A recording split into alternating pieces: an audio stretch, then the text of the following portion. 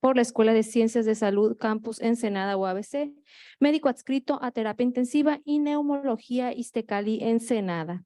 Bienvenida, doctora. Se lo paso.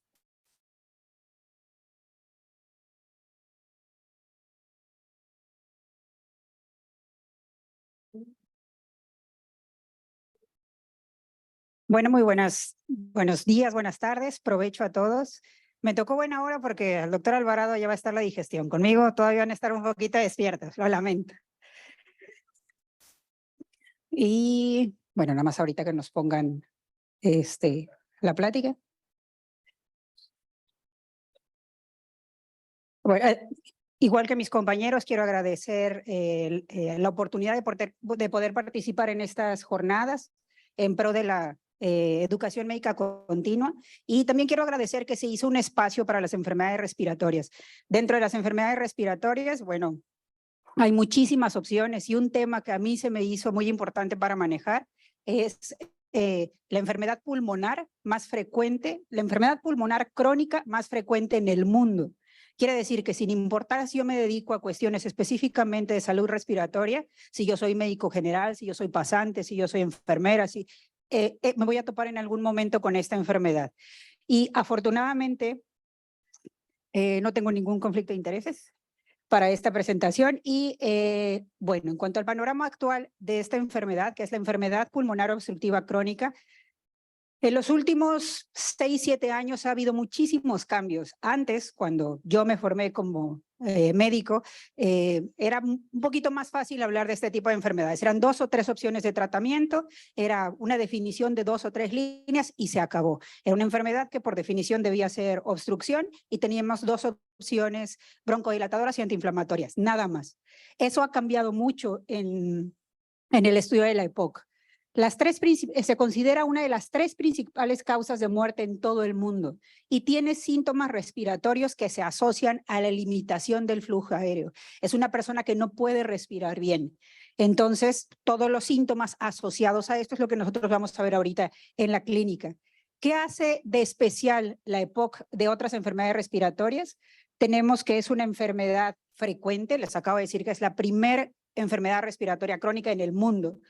Es prevenible porque hay muchos factores asociados. Vamos a ver ahora que se sabe, hay características de predisposición genética, geográfica, sociocultural, pero muchas veces sí puede ser prevenible, tratable, eso sí, todos los espectros del EPOC, todos son tratables, que hay exposiciones respiratorias asociadas y que nosotros tenemos la posibilidad de identificar exacerbaciones y comorbilidades, que actualmente eso ya se relaciona prácticamente en una sola definición.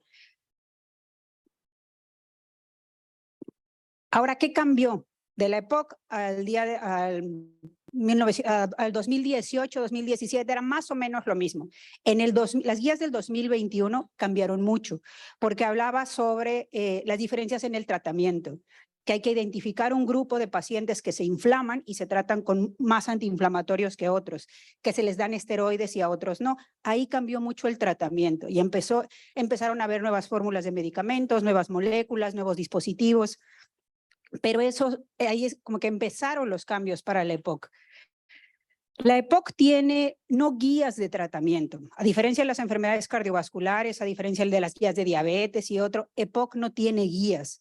Son lineamientos para sugerencia de tratamiento. Existe GOLD que se manejan como guías, pero realmente por definición no son guías. La GOLD es un conjunto de países que se organizan a través de la Organización Mundial de la Salud y que hay una división en pro de las enfermedades respiratorias. Y en el mundo todos estos países tratan de unificar criterios de diagnóstico, de tratamiento, de seguimiento y en el afán solamente de disminuir mortalidad. Pero a diferencia de las guías, lo que hace GOLD y GINA para asma es ver un contexto. No es lo mismo tener un paciente EPOC en África, no es lo mismo tener un paciente EPOC en México, no es lo mismo tener un paciente EPOC en Japón o en Suiza. Esto sí lo hace diferente para el tratamiento. El seguimiento es distinto, los factores de riesgo son distintos, incluso la educación de los médicos que lo tratan es distinto. Quiere decir que estas son elementos que dan a todos los que tratamos enfermedades respiratorias para más o menos tener un orden. Si no se sigue ese orden, pues tampoco es como que estemos haciendo una práctica equivocada, pero esto habla mucho del contexto de cada lugar. Las guías o los lineamientos que menciona Gold para el tratamiento tiene que ver mucho con el contexto. Y una de las cosas que cambió Gold de las guías del 21-22 a las guías del 2023 que salieron este año, para empezar, es la definición. Y pareciera que estas guías tratan de hacer todo más fácil y más en enfermedades que son tan frecuentes y de tan alta prevalencia. Pero en esta ocasión, del 2022 al 2023, no es así, porque pareciera que se complicó, o a mi parecer parece que se complica mucho más el manejo de esta enfermedad. La enfermedad pulmonar obstructiva crónica, por años se nos ha enseñado que es una enfermedad con asociación al cigarro, a exposición a humo de leña y nada más. Si no tiene antecedente de tabaquismo, exposición a humo de leña o de biomasa, se considera que puede ser otra enfermedad obstructiva, pero no EPOC. Esa definición cambió y ahora en el 2023 los lineamientos de Gold dicen que es una enfermedad heterogénea de causas varias porque le pasa por diferentes cosas. Quiere decir que es una definición muy, muy amplia. Eso hace un poquito más difícil el diagnóstico y la detección para los clínicos, para el médico de primer contacto, porque entonces ahora realmente cualquier cosa puede ser EPOC. Ya es fuma o no fuma, fuma, EPOC, no fuma, ya cualquier cosa realmente pudiera ser EPOC. Y aquí es cuando tenemos que poner atención en todos los demás herramientas diagnósticas que tenemos. Pero para empezar, por definición, ya no es la enfermedad del fumador, ya es la enfermedad de la exposición X, pero ya no es exclusivamente la enfermedad del fumador. Dentro de los lineamientos que vienen en Gold, y esto lo hace en todas sus versiones, esta es una impresión de 2022, pero la del 23 es prácticamente igual, habla sobre síntomas respiratorios asociados a la limitación del flujo aéreo. Eso es básicamente en todas las enfermedades respiratorias. Todas las enfermedades respiratorias pueden tener una o todas. Pueden tener disnea, pueden tener tos, pueden tener esputo, pueden tener infecciones recurrentes, pero el conjunto de todas estas nos debe hacer sospechar o apoyar el diagnóstico de EPOC, que ahora vamos a ver que antes se creía o se establecía que no es un diagnóstico clínico. Por definición es enfermedad pulmonar obstructiva crónica. Si la definición me dice que es obstrucción y yo no veo la obstrucción, pues no podría definirla, pero eso ha cambiado. Eso ahora habla de que a esto le voy a dar mucho más peso, a la clínica, a los síntomas respiratorios y a cómo se comporta la enfermedad a lo largo del tiempo. Y apareció un término nuevo para complicar todo esto. Este término nuevo se llama pre-EPOC o EPOC 0, y eso aparece en las guías del 2023. Y dice que un paciente con un FEV1 en el límite normal bajo. Quedamos que la enfermedad se llama obstrucción crónica. Para definir obstrucción, yo tengo que tener una espirometría que me diga obstrucción. Pero ¿qué pasa con todos esos pacientes que parece EPOC, se comporta como EPOC, pero a la hora de soplar no está obstruido? Con el tiempo se dio cuenta que no es pequeña la cantidad de ese tipo de pacientes, es una cantidad realmente significativa. Entonces, todos estos pacientes se considera que tienen hiperinsuflación, que tienen atrapamiento aéreo, que su FEV1, es decir, parámetros en las pruebas de espirometría están disminuidos, pero no están obstruidos. Parece EPOC, pero no cumple la definición. Esos pacientes ahora se van a considerar como pre-EPOC y EPOC. ¿Qué voy a hacer con ellos? Todavía no nos han dicho. Todavía no hay un lineamiento que dice estos pacientes se tratan así. Lo que sí es que no se van al apartado de paciente sano. No es el paciente sano que tose mucho o no es el paciente sano que le falte el aire. Es un paciente que debo de seguir en el tiempo y a lo mejor debo catalogarlo ya en un seguimiento como si fuera con una enfermedad pues ya crónica, aunque por definición por espirometría no lo tiene. Esto todavía está un poco gris, pero bueno, es para ir cambiando definiciones para lo que viene en el futuro de EPOC. Información hay muchísima, muchísima. Los últimos 10 años, yo creo que el 70% de los recursos de la industria farmacéutica, de los medicamentos de terapia respiratoria van a asma y EPOC. Entonces, opciones de tratamiento tenemos muchas, también vamos a ver eso. Hay mucha información, hay que saber de esa información qué es a lo que nosotros nos sirve o qué se aplica a lo que nosotros podemos hacer. Se considera que el EPOC es una de las 3 principales causas de muerte en el mundo, y eso sí es algo que no pareciera estar, o no, que no es admisible. Es una enfermedad que es frecuente, es una enfermedad conocida, es una enfermedad tratable, no debería ser un tema desconocido para todos nosotros, y sin embargo la gente se sigue muriendo mucho de complicaciones asociadas a EPOC. Entonces, parte de estas jornadas pues es hacerle ahí batalla a esos números que tenemos ahorita. Las guías que les comento son guías que son accesibles para todos, son gratuitas, están traducidas en 16 idiomas, o sea, no hay pretexto, solamente meterse, descargarlas. Hay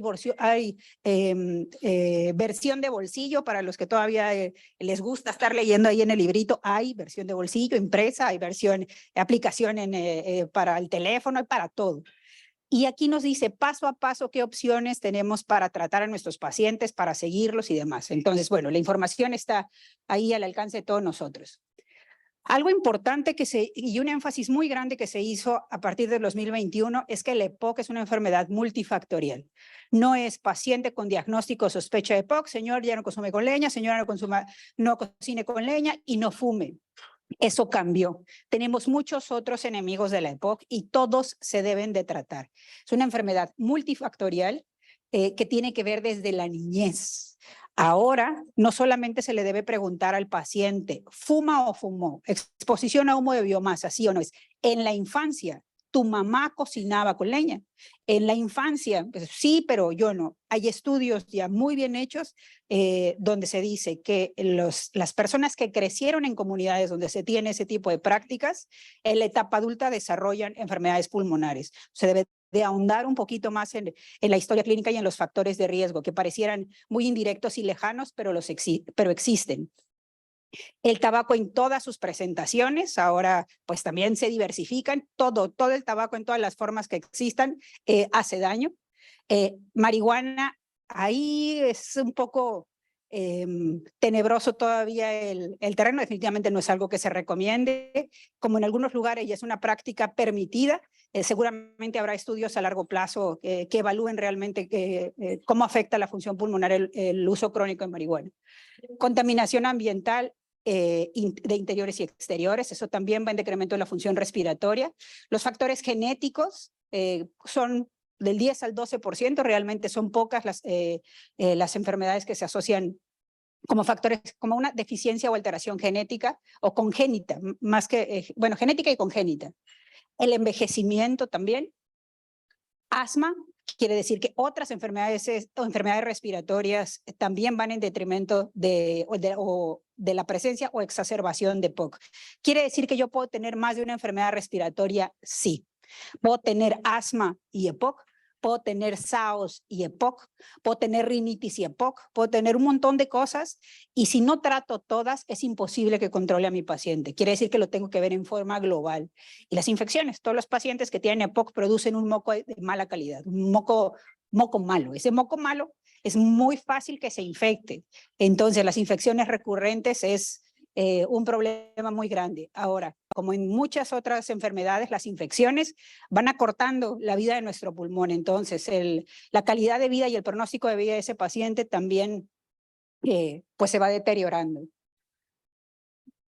En cuanto al diagnóstico, aquí vemos que es la clínica, el síntoma más importante. Es un paciente que llega alegando prácticamente lo que les acabo de decir. Tengo expectoración, tengo flema, tos que no se quita, me falta el aire. Ahí yo hago mi intervención con los factores de riesgo. ¿Qué factores de riesgo tiene para EPOC? Antes mi interrogatorio era sencillo, cocinó con leña, fuma, ya, EPOC, probable EPOC. Pero si no cocinó con leña, pero es roncador, tiene un cuello corto, ancho, a lo mejor tiene SAOS, a lo mejor tiene reflujo, o a lo mejor tiene asma por reflujo, tiene alergias, vive en Ensenada, 80% de la población tiene alergias o rinitis. Entonces tengo que preguntar sobre esos otros factores de riesgo, porque a lo mejor tiene EPOC y otra enfermedad. Y si las detecto al mismo tiempo, tengo casi garantizado mi control de tratamiento. Tengo que ver si esos factores son suficientes. Puede ser que esa otra enfermedad le gana y realmente esto no es una enfermedad crónica pulmonar. En cuanto al diagnóstico que tenemos hoy en día, o la herramienta diagnóstica más importante, sí es la espirometría, pero vimos que ya no es, digamos que antes era necesaria para tener el diagnóstico y ahora se volvió una herramienta más. Porque la espirometría me permite estadificar, ver que mi paciente qué tan severo es y en base a eso establecer un tratamiento. Si sale obstructivo, tengo mucho más fácil el camino. Si sale con una función pulmonar normal, lo puedo estadificar en esa área de pre-EPOC o EPOC 0. Ahora hay otras pruebas para evaluar la función pulmonar que no son necesariamente la espirometría, que también se les ha dado mucho más, actualmente se les está dando más peso, flujometrías y otras cosas. Ahora, si yo no tengo posibilidad de hacer una espirometría, porque la realidad es que a lo mejor no todas las instituciones cuentan con eso, si ya no es tan importante la espirometría, entonces yo puedo hacer el diagnóstico sin hacerla. Sí, sí se puede, ahora ya se puede, porque puedo hacerle una radiografía, puedo hacer un estudio, un interrogatorio completo. La radiografía puede ser diagnóstica, sí puede, pero no es. O sea, yo no puedo leer una radiografía y que me diga, tiene EPOC, porque ellos no saben los antecedentes del paciente. Puede tener atrapamiento aéreo, puede tener un montón de cosas y características radiológicas, puede tener sospecha de, pero es una herramienta útil, ahora se le da más peso, pero no es diagnóstico. La tomografía, esta sí tiene más peso, porque puedo tener un paciente que tiene o no síntomas, pero en la tomografía veo muchísimo enfisema. Y ese paciente tiene EPOC, porque tiene por imagen enfisema. A lo mejor su cuerpo no se ha enterado que tiene EPOC, pero él tiene EPOC. Entonces, esos pacientes, por ejemplo, con tomografía de enfisema, entran en pre-EPOC o EPOC 0. Aquí sí la tomografía sí ha tomado un peso más importante para el diagnóstico. Otras pruebas de función pulmonar, como les mencionaba, y gasometría sí, por si se piensa que tiene aparte otras, para empezar, para clasificar la cronicidad de la enfermedad y para saber si hay otras enfermedades asociadas. Sí, la gasometría tiene una utilidad diagnóstica, realmente diagnóstica no, pero pronóstica y para apoyo del tratamiento sí. Ahora, algo que actualmente está complicando mucho el manejo del EPOC es todas las clasificaciones y subdivisiones. Hoy en día es todo más complicado, pero esto es para que en el futuro sea un poco más fácil. Ahorita se habla de etiotipos, endotipos, fenotipos, porque todo se quiere individualizar. Los tratamientos deben ser el tratamiento del EPOC de ese paciente. Y es un lío, pero a lo mejor como en unos 10 años esto ya se descifra. En todos los artículos que ustedes puedan revisar va a ser tratamiento individualizado. Las guías ya no son guías, son lineamientos, porque como todos los pacientes son diferentes, su genética, lo que come, la microbiota que tiene, todo es distinto, pues entonces sus factores de riesgo y posibilidades de enfermedad también son distintas. Finalmente yo tengo a mi paciente que tiene un problema respiratorio, le falta el aire, tiene tos, yo sospecho que tiene EPOC por sus factores de riesgo y lo que sigue es evaluarlo. Ya le hice una espirometría y en la espirometría lo que tengo que ver es que tiene obstrucción.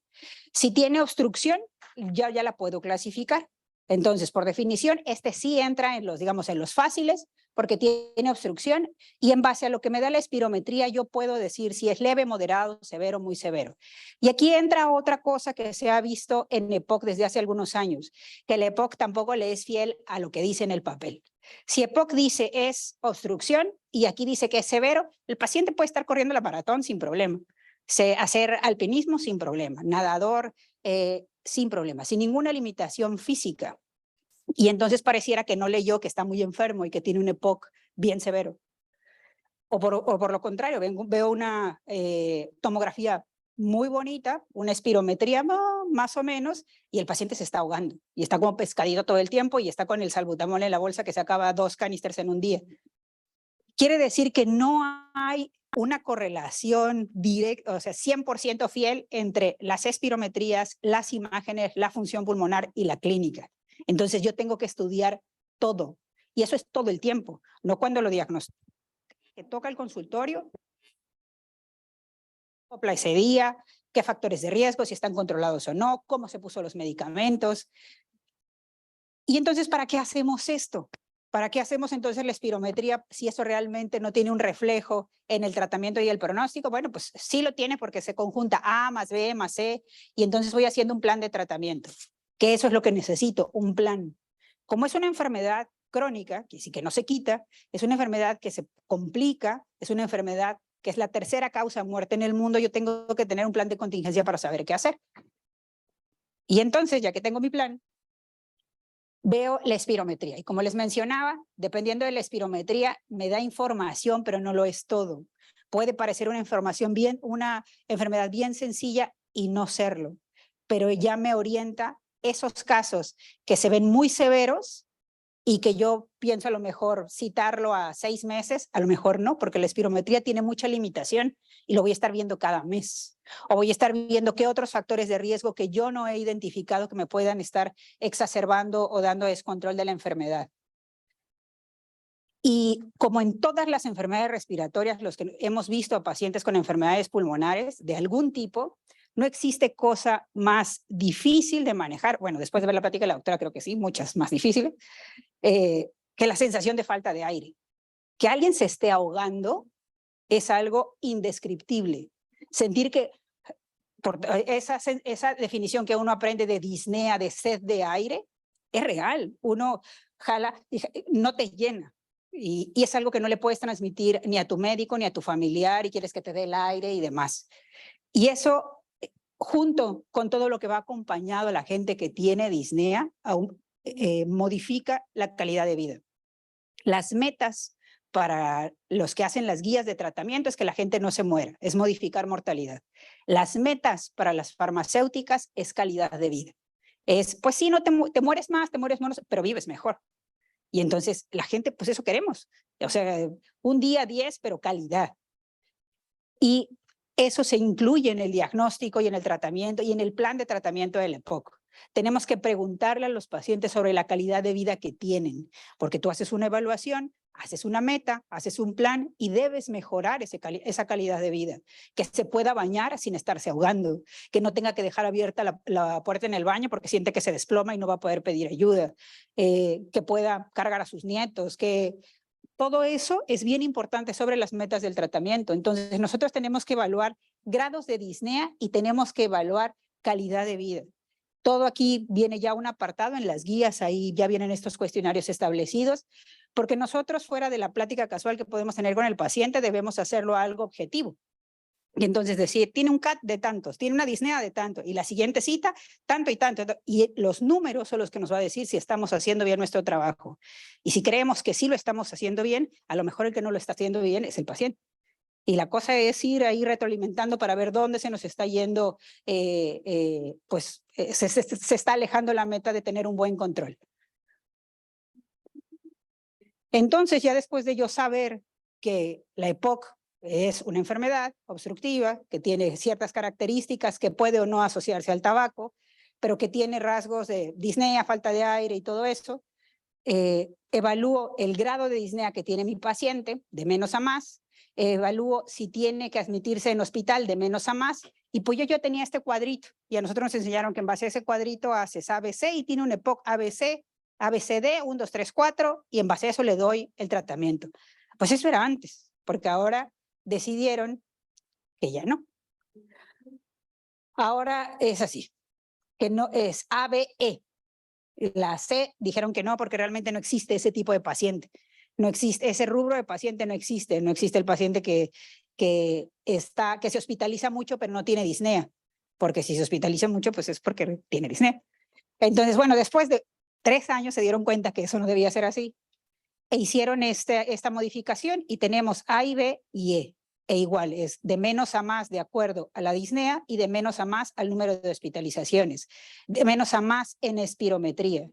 Yo tengo un paciente que sospecho enfermedad, evalúo factores de riesgo, si cumple con la espirometría, veo si lo puedo estadificar aquí. Si no cumple con la espirometría, de todas formas le evalúo si ha sido hospitalizado, tiene disnea, y entonces sí, yo ya le puedo poner una letra a mi EPOC, desde 0 hasta letra y número aquí, dependiendo de dónde se encuentre. ¿Y esto para qué es? Al principio que parecía que es nada más para ponerlo en fines estadísticos o para el expediente, pero esto sí me hace un plan de tratamiento. Porque como les dije, en los últimos años las moléculas para las enfermedades respiratorias se han desarrollado muchísimo.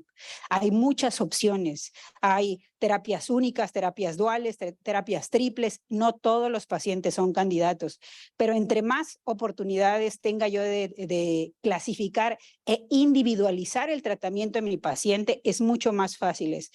Nuestra institución es de las primeras, no sé si es de las únicas, pero es de las primeras que contamos con triple terapia. Y eso, repito, no todos los pacientes son candidatos, pero es el escenario ideal. Es una vez al día se va a inhalar este polvito. Y ya, eso es todo. No es en la mañana y en la tarde, rompe esta cápsula, le inhala aquí. Aparte del difícil y el mal apego a tratamiento, costos, por donde quieran, sí pareciera ser el tratamiento ideal. Una inhalación una vez al día, una enfermedad bien severa, se controla. Entonces, ahora nosotros contamos con esas opciones de tratamiento, pero hay que estudiarlos bien, porque si no también existe la sobremedicación y el abuso de estas terapias, que se cree que porque tienen 3 moléculas son mejores. No, dependiendo del paciente, tiene que estar muy, muy bien evaluado. Y tomando en cuenta todo lo anterior, todos los factores de riesgo asociados o que pueden descompensar la enfermedad, si no se controla, no va a funcionar el tratamiento. No es como, y creo que prácticamente en todas las enfermedades, en diabetes, no se controla la diabetes, hay que subirle la insulina, hay que subirle, bueno, y que aparte debería hacer ejercicio, dieta y demás. En EPOC antes era así, no funciona, dale otro inhalador, sube la dosis, cámbiale, combina los horarios, y ahora no, ahora subió de peso, está roncando, tiene asma, no sabe usar el dispositivo, se está tragando toda la medicina. Todos esos detalles uno tiene que tomarlos en cuenta antes de subir de escalón. Y ya que optimizaste todo eso, sí hay opciones y funcionan muy bien. Todas estas terapias, aparte de que son con dispositivos ya mucho más sencillos, contaminan menos el ambiente y son mucho más fáciles de inhalar. Antes los inhaladores debían guardarse en el refrigerador y hacer unas inhalaciones profundas que duraran 10 o 12 segundos. Ahora, si una persona es capaz de sorber en un popote, prácticamente puede utilizar todos los dispositivos. Y hay dispositivos para los que no pueden. Entonces, opciones sí hay, nada más que hay que saber cuáles son. Quedamos que el tratamiento debe ser individual, pero entonces ya no es el grupo A y B y C, eso es A, B, C, D, y nos seguimos con todo el abecedario, que si es mujer, que si es diabética, que si es obesa, si tiene dinero para utilizarlo, si cuenta con apoyo o no, si puede leer o entender el instructivo, si tiene acceso a los sistemas de salud en forma periódica, todo eso se tiene que evaluar. Tratamiento es farmacológico y no farmacológico. Actualmente hay un apartado especial para todo lo que viene de cigarrillos electrónicos y nicotina en todas sus presentaciones, y no hay ni un solo artículo, grande, pequeño, bien hecho o mal hecho, que diga que funciona. Por ahí al principio se decía que era una estrategia para disminuir o quitar el hábito del tabaco, como apoyo al abandono del tabaco quemado que fuera vapeado, pero no hay ninguno realmente que lo sustente. Eso es una mentira. Metas de tratamiento, la única meta del tratamiento es disminuir la mortalidad, mejorar la calidad de vida, camino el que quieran, y se pueden equivocar y regresar y volver a plantear el camino. Hay que pensar que el paciente con EPOC, cada vez que se presenta en el consultorio, es un paciente distinto. Ningún paciente receta de cocina, pero estos menos, porque es un mes diferente, porque respiro cosas diferentes, porque tiene reflujo este mes. Todas las veces que acuden a consulta, se reevalúa al paciente desde el inicio. Tratamiento farmacológico, las guías, la idea no es ni decirles los medicamentos, ni las dosis, ni nada de eso, porque eso ya viene en el manualito, ni se lo aprendan otras cosas más divertidas. Esto es, aquí viene, ¿qué medicamentos? Viene las dosis, qué opciones, pero para yo poder utilizar esto, yo ya individualicé a mi paciente. Yo ya dije, sí tiene POC, es 0, o es 1, o es 2, o es 3, o es A, o es B, es exacerbador, no es exacerbador, y tengo tantas comorbilidades. Ya que tengo un plan, pues ya puedo utilizar esto, porque si no, pues no tiene mucho sentido. Debe ser tratamiento antiinflamatorio y broncodilatador. ¿Cuántos los que se necesiten dependiendo de los síntomas. Ahora las guías desde el 21 ya, como les mencionaba, hablaba sobre el tratamiento de pacientes que se inflaman y que no se inflaman. Se le tiene que hacer un tamizaje con eosinófilos y en base a eso yo justifico darle esteroides, porque también se vio que si a todos los pacientes con EPOC se les dan esteroides, aumenta el número de neumonías y de que se mueren los pacientes de EPOC de neumonías. Entonces, eso sí lo tengo que evaluar antes, para ver si es de los eosinófilos o no, de los proeosinófilos o no eosinófilos. Y entonces ya vuelvo aquí. Ya conozco los factores de riesgo, ya individualicé mi tratamiento, ya sé más o menos qué le quiero dar, ubico qué grupos de tratamiento son qué grupos de fármacos son los que le pueden ayudar a mi paciente, hago las mezclas que se requieran, veo si él puede acceder a esos medicamentos, si el dispositivo, es más, si yo como médico sé cómo se usan. Porque luego uno lo receta porque llegan, nos regalan una muestra o es el que se está usando o vi que alguien lo recetó y le funcionó y a la hora de la hora no sabemos cómo se usan. Entonces, hay que, ya ahora, incluso los tutoriales, vienen muchos videos que nosotros les podemos mandar a nuestros pacientes para que sepa cómo usarlo o en la industria acercarnos y hay muchos que son entrenadores para nosotros entrenarlos y pues entrenarlos. Y si quieren una plática de eso, también podemos hacer una de eso. En los lineamientos de GOLD también viene un esquema de qué hacer cuando mi paciente se exacerba y qué hacer cuando tiene disnea. Esto es importante porque ya lo dividen. Quiere decir que un paciente con enfermedad pulmonar crónica que le falta el aire no necesariamente es una exacerbación. Antes en automático se exacerbó porque le falta el aire, pero ahora no. Le puede faltar el aire y eso no cuenta como exacerbación, porque si se exacerba, yo lo cambio en mi cuadrito. Y a lo mejor de estar abajo lo subo y ya le estoy ofreciendo un medicamento que no necesita. Entonces, estos detalles que vienen en la guía hay que prestarles atención porque eso puede modificar también mi tratamiento. Actualmente, la verdad es que con todos estos cambios pareciera que no es muy amigable. Yo espero que todo esto va cambiando mucho. Quiere decir que tengo que tener un tratamiento farmacológico, tengo que saber qué tipo de fármaco, qué tipo de inhalador, qué tipo de dispositivo, si es candidato o no a terapias combinadas, debo hacer un tratamiento especialmente para mi paciente. Como médico de primer contacto voy a hacer eso, podría hacerlo, podría intentarlo, es un gran trabajo, sí se puede, pero si no, veo que es un paciente complicado, pregunto, me acerco, refiero, solamente hay que saber que no está tan fácil, no es, tiene POC, Seretid, o Formoterol, o Salbutamol y nada más. Es un poquito más complicado el manejo, si realmente queremos que le vaya bien a nuestros pacientes. Terapias combinadas, como les decía, habrá terapia dual y triple terapia. La triple terapia, estos dos ensayos bien grandes que demuestra que sí modifica la mortalidad en un cierto grupo de pacientes. Aquí los tenemos. Budesonida, formoterol y glicopirronio, fluticasona, bilanterol y meclinidio. Estos son los nuevos, es lo último que se está usando. Aclaro, no todos los pacientes son candidatos a esto. Es un grupo de pacientes y se ve muy beneficiado porque es un medicamento una vez al día. Pero bueno, ya hay opciones en costos. La verdad es que costo-beneficio 3 contra 1, la verdad es que les va muy bien. O sea, pero bueno, eso ya es escogiendo bien al paciente. También en los últimos lineamientos se hace un apartado bien grande para el tratamiento quirúrgico. Existe el tratamiento quirúrgico para la EPOC. No se le había volteado a ver, pero ahora sí, por todos esos pacientes que tienen mucho enfisema y son prácticamente asintomáticos. A esos pacientes se les puede ofrecer terapias de reducción de volumen y a lo mejor tiene 40, 50 años, se le hace una reducción de volumen y en su vida tiene disnea. Pero si no se tratan o se detectan a tiempo, se ven como buenos candidatos, en los 60, 70 están con EPOC severo de un día para otro. Pero también son casos muy especiales, ¿no? Vacunación tiene que ser bien importante. Son cosas que a veces olvidamos con nuestros pacientes y esto definitivamente sí modifica la mortalidad de nuestros pacientes porque hace mucho menos las exacerbaciones. Rehabilitación, todos. Desde el 2018 se dijo, la rehabilitación pulmonar no es para los pacientes con EPOC severo, es para los pacientes con EPOC. Incluso ahora entran los cero.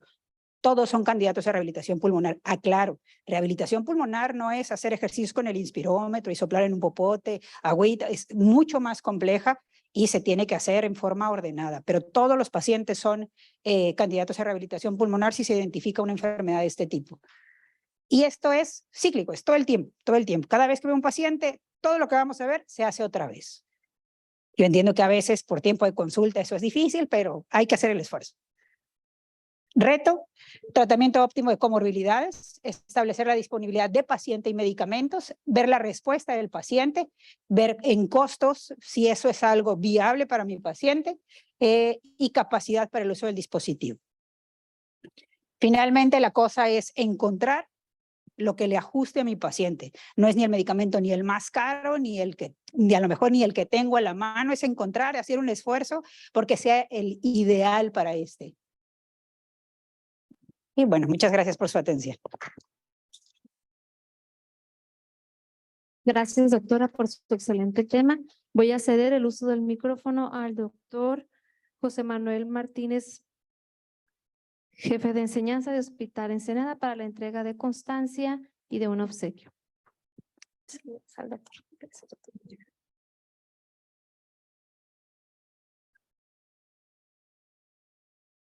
Muchas gracias, doctora.